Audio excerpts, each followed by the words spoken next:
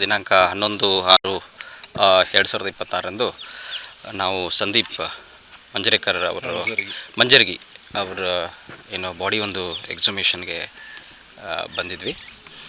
ಇದು ಒಂದು 3 ತಿಂಗಳ ಹಿಂದೆ ಅವ್ರದ್ದು ಆಕ್ಸಿಡೆಂಟ್ ಆಗಿದೆ.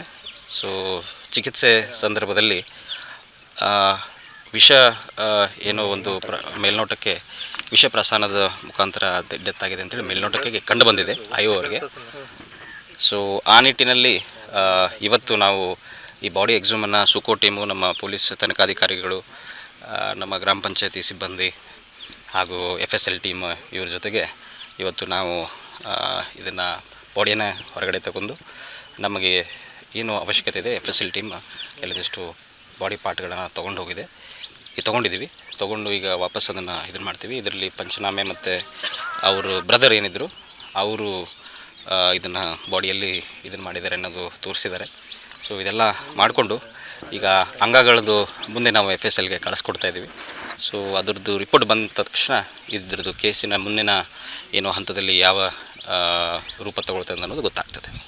ದಿನಾಂಕ 11/6/2026ರಂದು ನಾವು ಸಂದೀಪ್ ಮಂಜರೇಕರ್ ಅವರು ಮಂಜರ್ಗಿ ಅವರ ಏನು ಬಾಡಿ ಒಂದು ಎಕ್ಸುಮೇಷನ್ಗೆ ಬಂದಿದ್ವಿ. ಇದು ಒಂದು 3 ತಿಂಗಳ ಹಿಂದೆ ಅವ್ರದ್ದು ಆಕ್ಸಿಡೆಂಟ್ ಆಗಿದೆ. ಸೊ ಚಿಕಿತ್ಸೆ ಸಂದರ್ಭದಲ್ಲಿ ವಿಷ ಏನೋ ಒಂದು ಮೇಲ್ನೋಟಕ್ಕೆ ವಿಷ ಪ್ರಸಾನದ ಮುಖಾಂತರ ಡೆತ್ ಆಗಿದೆ ಅಂತೇಳಿ ಮೇಲ್ನೋಟಕ್ಕೆ ಕಂಡು ಬಂದಿದೆ ಅವರಿಗೆ.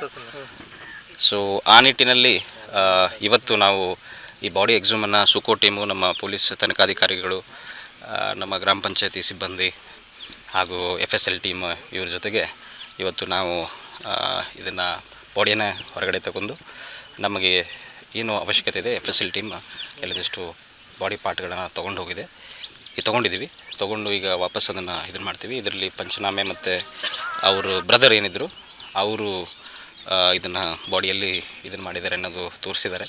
ಸೊ ಇದೆಲ್ಲ ಮಾಡಿಕೊಂಡು ಈಗ ಅಂಗಗಳದ್ದು ಮುಂದೆ ನಾವು FSLಗೆ ಕಳಿಸ್ಕೊಡ್ತಾಯಿದ್ದೀವಿ. ಸೊ ಅದರದ್ದು ರಿಪೋರ್ಟ್ ಬಂದ ತಕ್ಷಣ ಇದ್ರದ್ದು ಕೇಸಿನ ಮುಂದಿನ ಏನೋ ಹಂತದಲ್ಲಿ ಯಾವ ರೂಪ ತಗೊಳ್ತದೆ ಅನ್ನೋದು ಗೊತ್ತಾಗ್ತದೆ.